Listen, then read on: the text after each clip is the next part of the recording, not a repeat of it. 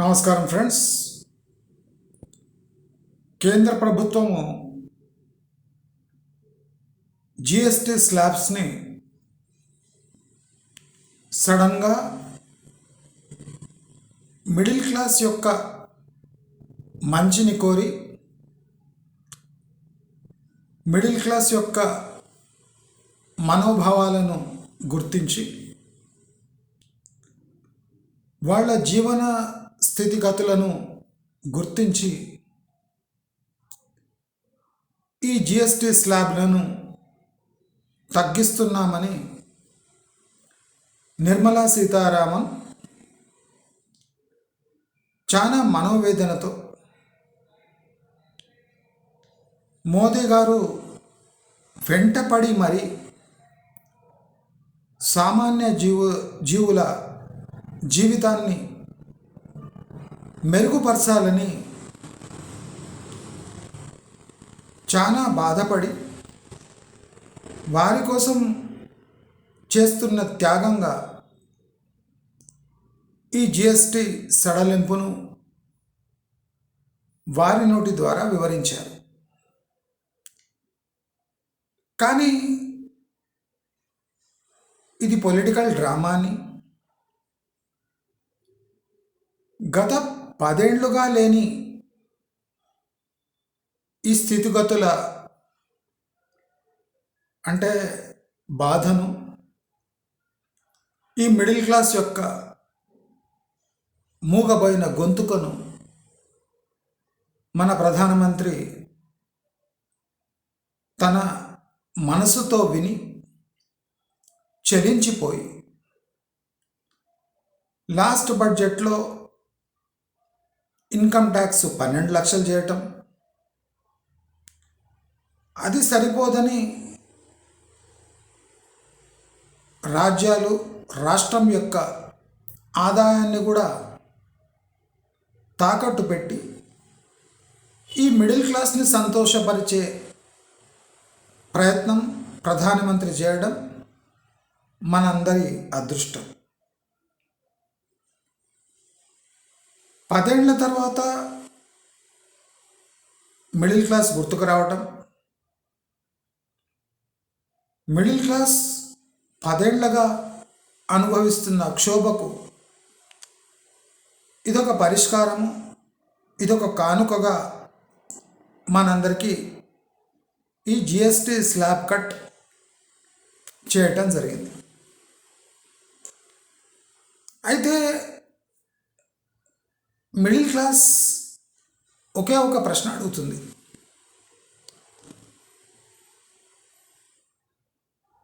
Last 6 monthsలో లేదా last 5 yearsలో ఈ వినియోగదారుడి భారం ఎందుకు ఆ వినియోగదారుడు మోయాలి? అంటే మీ మనోభావాలు చిగురిస్తే కానీ మా మనోభావాలు అర్థం కావా? అంటే మీకు మూడొచ్చినప్పుడు మాత్రమే జిఎస్టీని తగ్గిస్తారా? ఈ తగ్గిన జిఎస్టీ చూస్తే 10 ఏళ్లుగా భయంకరమైన దోపిడీ జరిగిందని ప్రభుత్వమే ఒప్పుకున్నట్టుంది. ఎందుకంటే జిఎస్టీ శాతంలో 1-2% తగ్గిస్తే సరే, ప్రభుత్వాలు మిడిల్ క్లాస్ యొక్క సంక్షేమం కోరి స్పందించాయి అనుకోవాలి. కానీ జిఎస్టీ స్లాబ్స్లో భారీ తగ్గుదల దేనికి సంకేతం అంటే పొలిటికల్ లీడర్స్ కానీ పార్టీస్ కానీ తమ మనుగడ ప్రశ్నార్థకంగా మారుతుంది అంటే మాత్రమే ఇలాంటి చర్యలకు ఒడిగడతారు. అప్పుడే వీళ్లకు సామాన్య మధ్యతరగతి, ఎగువ మధ్యతరగతి వాళ్ళు కనిపిస్తూ ఉంటారు. లక్షల కోట్ల సబ్సిడీలు, లక్షల కోట్ల పెన్షన్లు, పని చేయకుండానే ప్రభుత్వ తాయిలాలు, లక్షల కొద్దీ రూపాయల లోన్లు, అవి చెల్లించకుంటే ప్రభుత్వాలే దాన్ని చెల్లించడం, అంటే తమ మనుగడ కోసం బడుగు బలహీన వర్గాలను ఉపయోగించుకోవడం మనం సర్వసాధారణంగా చూస్తూ ఉంటాం. వాళ్ళని సంతోషపరిస్తే మనం గెలుస్తామనే ఒక పిచ్చి ధీమా ఈ పొలిటికల్ లీడర్స్లో సర్వసాధారణంగా ఉంటుంది. కానీ ఇప్పుడు మనం ఆలోచిస్తే మిడిల్ క్లాస్ యొక్క మనోభావాలు, వాళ్ళ ఓట్ల విలువ కూడా కొద్దిగా పెరిగింది అని అనుకోవాలి. ఎందుకంటే జిఎస్టి కోత మనము అంటే అప్పర్ ఎండ్లో ఉంటే కానీ దాని ప్రభావం మనకు కనిపించదు. అంటే కార్లు కొనడము, కాస్ట్లీ బైక్స్ కొనడము, లేదా లగ్జరీ సామాన్లు కొనడము,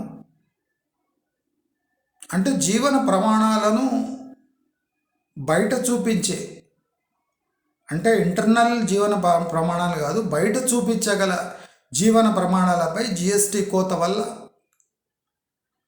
అప్పర్ మిడిల్ క్లాస్ వాళ్లకు కొద్దిగా సాంత్వన లభించింది. కానీ ఈ మిడిల్ క్లాస్ వాళ్ళ బతుకులు అలాగే ఉండపోతున్నాయి. సో మనము ఈ జిఎస్టి కోతను, ఈ కూతను మనం ఎలా అర్థం చేసుకోవాలి? ఎకనామిక్స్ అనే సబ్జెక్ట్ దీన్ని అనలైజ్ ఎట్లా చేస్తుంది? ఈ జిఎస్టి కట్స్ రేపు కంపెనీలకు ఎలా లాభసాటిగా మారుతాయి? మీరందరూ ఒకటి గమనించాలి. పులికి ఈ రక్తం వాసన ఎట్లా తెలియద్దో అంతవరకు బాగానే ఉంటుంది పులి. రక్తం వాసనకు, రక్తం రుచికి మరిగిందంటే పులి నుంచి తప్పించుకోవడం అసాధ్యం. ఇప్పుడు 10 ఏళ్లుగా జిఎస్టి ఎలా కొనసాగింది? ఆ కొనసాగుతూనే కార్లకు, బైక్లకు, ఇతర జిఎస్టి వస్తువులకు, క్యాపిటల్ గూడ్స్కు ఉన్న డిమాండ్ అలాగే ఉంటుంది, ఇంకా కొద్దిగా పెరుగుతుంది. అంటే హెవీ జిఎస్టి డ్యూటీ ఉన్నప్పుడు కూడా మన ప్రజలు జంకకుండా క్రెడిట్ కార్డ్స్ యూజ్ చేసి, అప్పులు చేసి మరి ఇవి కొన్నప్పుడు సడన్గా జిఎస్టి తగ్గిస్తే, ఇప్పుడు ఈ జిఎస్టి తగ్గించడం వల్ల, రేటు తగ్గడం వల్ల డిమాండ్ ఏమైనా భారీగా పెరుగుతుందా అంటే పెరగదు. ఇది కొనేవాడికి ఆదా, కానీ కంపెనీలకు కొద్దిగా సేల్స్ పెరగవచ్చు. అయితే చాలామందికి తెలియని విషయం ఏమంటే, ఇలా అడ్డగోలుగా జిఎస్టి తగ్గించడం వల్ల సామాన్య ప్రజలు కొన్ని రోజులు రిలీఫ్ పొందిన తర్వాత ఏం జరుగుతుంది అనేదే చాలా ముఖ్యమైన పాయింట్. ఒక కారు 24 లక్షలకు విపరీతంగా అమ్ముడుపోతుంది. 24 లక్షల కారు అంటే నార్మల్గా మంచి సేల్స్ ఉన్నాయి, జిఎస్టీ కట్టి మరి జనాలు అనుకుంటున్నారు. సడన్గా మీరు జిఎస్టీ తగ్గించారు, ఒక 4-5 లక్షల తేడా వస్తుంది అనుకోండి, జస్ట్ ఎగ్జాంపుల్. అయితే ఈ 4-5 లక్షల తేడా ఎవరికి లాభం చేకూరుస్తుందంటే కన్జ్యూమర్కి, అంటే కొనేవాడికి. మరి అమ్మేవాడికి తన సేల్స్లో కొద్దిగా ఇంక్రీజ్ కనిపిస్తుంది. కానీ ఒక మ్యానుఫ్యాక్చరర్ ఎలా ఆలోచిస్తాడంటే, నా 24 లక్షల కారు జనాలు సునాయాసంగా కొంటున్నారు లోన్స్ తీసుకొని. మరి ఇప్పుడు 4-5 లక్షలు 6 లక్షలు తగ్గించడం వల్ల వాళ్ళ సేల్స్ ఒక 2-3% 5% పెరిగింది. పెరిగిన సేల్స్కు తగ్గించిన జిఎస్టీకు చాలా వ్యత్యాసం ఉంది. అయితే ఇప్పుడు మ్యానుఫ్యాక్చరర్స్ ఏం చేస్తారంటే ఒక 2 నెలలు ఆగి వాళ్ళ బేస్ ప్రైస్ అంటే వస్తువు యొక్క బేస్ ప్రైస్ని ఆటోమేటిక్గా పెంచేస్తారు. అంటే ఇప్పుడు 24 లక్షల కారు జిఎస్టీ కట్ వల్ల 18 లక్షలు అయితే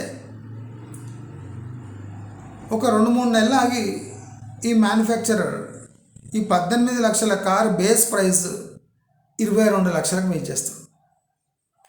అంటే నార్మల్గా 24 lakhsకి కొనే జనాలను మనం అనవసరంగా 18 లక్షలు అని చెప్పి వాళ్ళు కొనేలాగా చేసి మన యావరేజ్ మార్జిన్స్ మనము ఎందుకు పాడు చేసుకోవాలి? మనమే ఆ బేస్ ప్రైస్ని పెంచేస్తే సరిపోదా? దానిపై జిఎస్టీ కట్టుకుందాం. అంటే ప్రభుత్వం కరుణించిన మ్యానుఫ్యాక్చరర్స్ కరుణించరు. ఎందుకంటే వాళ్ళ యావరేజ్ టర్నోవర్ దీంతో పడిపోతుంది కనుక, plus value of the product క్షీణిస్తుంది కనుక. ఒక వస్తువు యావరేజ్ ప్రైస్డ్ ప్రీమియం ప్రోడక్ట్ నుంచి బిలో పార్ చీప్ ప్రోడక్ట్ అనిపించుకుంటుంది. అది ఒక మ్యానుఫ్యాక్చరర్స్కి మింగుడు పడదు. ఎందుకు చేస్తాడు? కాబట్టి ఏం చేస్తాడు ఈయన? ఈ బేస్ ప్రైస్ ఆఫ్ ది ప్రోడక్ట్ని పెంచేస్తాడు. బేస్ ప్రైస్ని పెంచేసి దానిపై జిఎస్టీ కట్టమంటాడు. అంటే మనకందరికీ 10 ఏళ్లుగా అలవాటైన నొప్పిని ఆయన మళ్ళీ మనలో పుట్టించి, మనకు అలవాటైన నొప్పే గనక అందరూ భరించండి అని చెప్తాడు. అంటే భరించేది మీకు అలవాటైపోయింది కదా, మీరు భరిస్తూనే ఉండండి, దీంట్లో తప్పేమి అంట. ప్రభుత్వం తన జిఎస్టీ తగ్గించి చేతులు దులుపుకుంది. ఇప్పుడు ఈ జిఎస్టీ వల్ల నష్టపోయేది స్టేట్స్. ఇప్పుడు సెంట్రల్ గవర్నమెంట్ ఏం చెప్తుందంటే, మీకు జిఎస్టీ సరిపోకపోతే మీరు అడిషనల్ స్టేట్ ట్యాక్స్ పెట్టండి, దాంతో మీరు గట్టెక్కండి అని చెప్తారు. కానీ ఈ ప్రభుత్వాలు, రాష్ట్ర ప్రభుత్వము తన వంతు ట్యాక్స్ పెడితే అప్పుడు సెంట్రల్ గవర్నమెంట్ మొత్తుకుంటుంది, మేము తగ్గించాము మీరు పెంచుకున్నారు, అది మీ స్వయం కృతాపరాధం కనుక అది మీ ఇష్యూ, అంటే స్టేట్ మీపై భారం మోపుతుంది అని సెంట్రల్ గవర్నమెంట్ కొండ మీద ఎక్కి కూత వేస్తుంది. అంటే ఈ జిఎస్టీ స్లాష్ వల్ల కేంద్ర ప్రభుత్వం యొక్క రెప్యుటేషన్ నిలబడుతుంది, స్టేట్ రెప్యుటేషన్ పాడయ్యే అన్ని సూచనలు ఉన్నాయి. దానివల్ల ఈ రాష్ట్ర ప్రభుత్వపు ఆదాయాలు పడిపోయి రాష్ట్ర ప్రభుత్వాలు తమ బడ్జెట్ని సవరించుకునే అవసరం పడుతుంది. సవరించుకోవడం అంటే అడిషనల్ రెవెన్యూ కోసం మళ్ళీ ప్రజలపై భారం మోపటం. అంటే సెంట్రల్ గవర్నమెంట్ రియలైజ్ అయినా స్టేట్ గవర్నమెంట్కి అది అడ్వాంటేజ్గా మారదు. అంటే ఈ జిఎస్టీ స్లాష్ వల్ల స్టేట్ గవర్నమెంట్స్ ఇరుకున పడతాయి, తమ రెవెన్యూ తగ్గుతుంది. అదే కాకుండా ప్రజలు కూడా ఒక 2-3 నెలలు అయినాక చూడండి, మెల్లగా ప్రోడక్ట్ యొక్క రేట్స్ ప్రీ జిఎస్టీ లెవెల్కి ఒక 5-10% అక్కడిక్కడగా ఉండి అక్కడనే ఉండిపోతాయి. అంటే మనకు అలవాటైన బాధ మనము భరించడం పెద్ద పని కాదు అని ప్రభుత్వాలు అనుకొని సైలెంట్గా ఉంటాయి. నేను ఒక విషయం క్లియర్లీ చెప్పదలుచుకున్నా, ఈ జిఎస్టీ వాళ్ళ మనసు కరిగి వాళ్ళలో మానవత్వం పెరిగి ఈ జిఎస్టీ తగ్గిస్తలేరు. వాళ్ళ ఓట్ల శాతం ఎక్కడ పడిపోతుందో అనే భయానికే ఈ జిఎస్టీ తగ్గించడం జరుగుతుంది. ఈ జిఎస్టీ తగ్గించడం వల్ల మనమంతా బాగా ఇన్స్పైర్ అయిపోయి ఊగిపోయి ప్రోడక్ట్స్ కొంటాము. జిఎస్టీ స్లాష్ అయింది అనగానే అందరు కార్లు అవి ఇవి కొంటారు అని ప్రభుత్వం ఎరవేసినట్టుంది. గత 10 ఏళ్లుగా అంటే లాస్ట్ మంత్లో కొన్నవాడు కూడా తీవ్రమైన నష్టాలకు లోనవుతూ ఉంటాడు. ఇప్పుడు లాస్ట్ మంత్ కొన్న రేట్ ఏమన్నా మీరు ఇప్పుడు జిఎస్టీ లెవెల్కి తెస్తారంటే తేరు. అంటే లాస్ట్ ఇయర్ కొన్నోడు మోసపోయినోడు. ఇప్పుడు నెక్స్ట్ మంత్ కొనేటోడు 22 అయినాక కొనేటోడు అదృష్టవంతుడు. అంటే ప్రభుత్వం తీసుకున్న డిసిషన్ వల్ల అదృష్టవంతులు దురదృష్టవంతులుగా 2 భాగాలుగా పాపులేషన్ చీలిపోయి లాస్ట్ బిఫోర్ మంత్ కొన్నోడు వాడు తీవ్రంగా నష్టపోయే అవకాశం ఉంది. కాబట్టి ఈ జిఎస్టీ స్లాష్ అనేది మిమ్మల్ని అందరినీ మీ దగ్గర ఏదైనా చిల్లర డబ్బులు కూడా ఏమైనా మిగిలిపోయి ఉంటే అంటే ఫ్యూచర్కి అవసరమయ్యే వస్తువులు కాకుండా జిఎస్టీ ఎక్కడ తగ్గించారో ఆ వస్తువులే విపరీతంగా కొనే మెంటాలిటీ మనది ఉన్నది. కాబట్టి వాళ్ళు ఆలోచించి మరీ జిఎస్టీ తగ్గించి మన దగ్గర ఉన్న అరాకొర డబ్బుని ఆ తగ్గిన జిఎస్టీ వస్తువు వైపు మరల్చి ఒక ఇండస్ట్రీని రక్షించడానికి అమెరికా మనపై విధిస్తున్న శాంక్షన్స్ని న్యూట్రలైజ్ చేసి జనాలకు బాధ తెలియవద్దు. ఇప్పుడు అమెరికా శాంక్షన్ వల్ల తీవ్రమైన నిరుద్యోగము, డబ్బులేమి, బిజినెస్పై ప్రెషరు, జాబ్స్ ఊడటము ఇలా జరుగుతుంది. కనుక దీన్ని న్యూట్రలైజ్ చేయాలంటే జిఎస్టీది కొద్దిగా తగ్గిస్తే మా కృషి మేము చేశాము, అమెరికాలో ఉన్న చర్యలకు మాకు సంబంధం లేదు కాబట్టి మేము మానవతా దృక్పథంతో మేము పనిచేసాము. యాక్చువల్లీ ఈ పని చేసింది అమెరికా విధించిన శాంక్షన్ని న్యూట్రలైజ్ చేయడానికి. ప్లస్ కంపెనీలు ఒక 2-3 మంత్స్ ఆగండి మెల్లగా అందరూ తమ ప్రోడక్ట్ రేట్స్ పెంచేస్తారు. ఎందుకంటే ఎకనామిక్స్ వాళ్ళకి చెప్తుంది.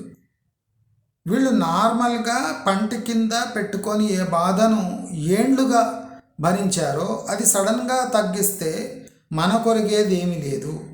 ప్రభుత్వానికి ఓట్లు పడతాయి కానీ మన ప్రోడక్ట్ వాల్యూ పడిపోతుంది. కనుక అందరూ మెల్లిగా తమ ప్రోడక్ట్ వాల్యూస్ని పెంచి నార్మల్కి ఒక 10-20% అక్కడిక్కడ పెట్టుకొని వాళ్ళ ప్రాఫిటబిలిటీ ఎక్కువైతుంది. చూడండి, ఇప్పుడు మీరు నెక్స్ట్ 3 months తర్వాత రిజల్ట్ చూడండి, అందరూ బ్రహ్మాండమైన రిజల్ట్ ఇస్తారు. ఎందుకంటే ఈ జిఎస్టీ స్లాష్ వల్ల సేల్స్ పెరిగిపోయి వాళ్ళ టర్న్ ఓవర్ పెరిగి ప్రాఫిటబిలిటీ పెరుగుతుంది. కానీ మనకు జిఎస్టీ స్లాష్ కాగానే ఉన్నది లేనిది కూడా మనం ఊడ్చి ఆ ప్రోడక్ట్ కొని దానిపై ఈఎంఐలు కడుతూ మన బతుకు మళ్ళీ ఆ ఈఎంఐల బతికే.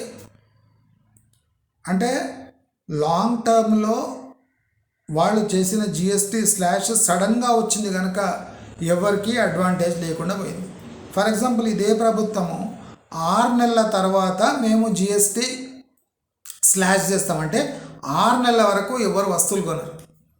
అందుకోసం ఏం చేస్తానంటే సడన్గా జిఎస్టీ అమెండ్మెంట్ తెచ్చి అంటే బడ్జెట్లో పెట్టకుండా సడన్లీ జిఎస్టీ అమెండ్మెంట్ తెచ్చి వస్తువుల ధరలు తగ్గించడం వల్ల ఒక దెబ్బకు 2 పిట్టలు.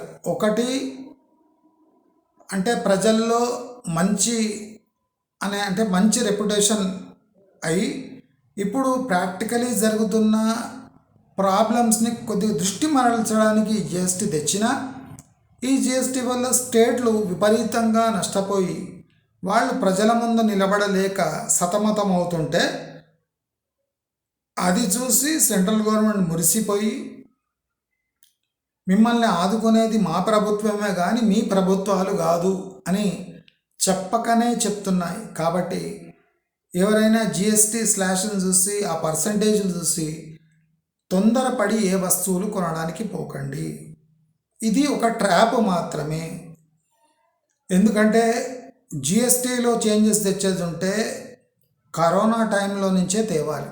ఎందుకంటే కరోనా టైంలో లేని దయ ఇప్పుడు ప్రభుత్వాలకు ఎందుకు వచ్చింది అంటే బయట దేశాల నుంచి అంతర్రాష్ట్రీయంగా ఉన్న గడ్డు పరిస్థితులు మనకు తగలొద్దు, మనకు అంటే అనుభవంలోకి రావద్దు అంటే ఏంటంటే చిల్లర పనులు చేస్తే కానీ ప్రభుత్వాలు తమ ఓటు బ్యాంకుని సుస్థిరంగా పెట్టుకోలేవు గనక ఇలాంటి జిఎస్టీ గిమిక్కులు చేస్తూ ఉంటారు. అందరూ ఈ జిఎస్టీని చూసి ఎంజాయ్ చేసి మర్చిపోండి.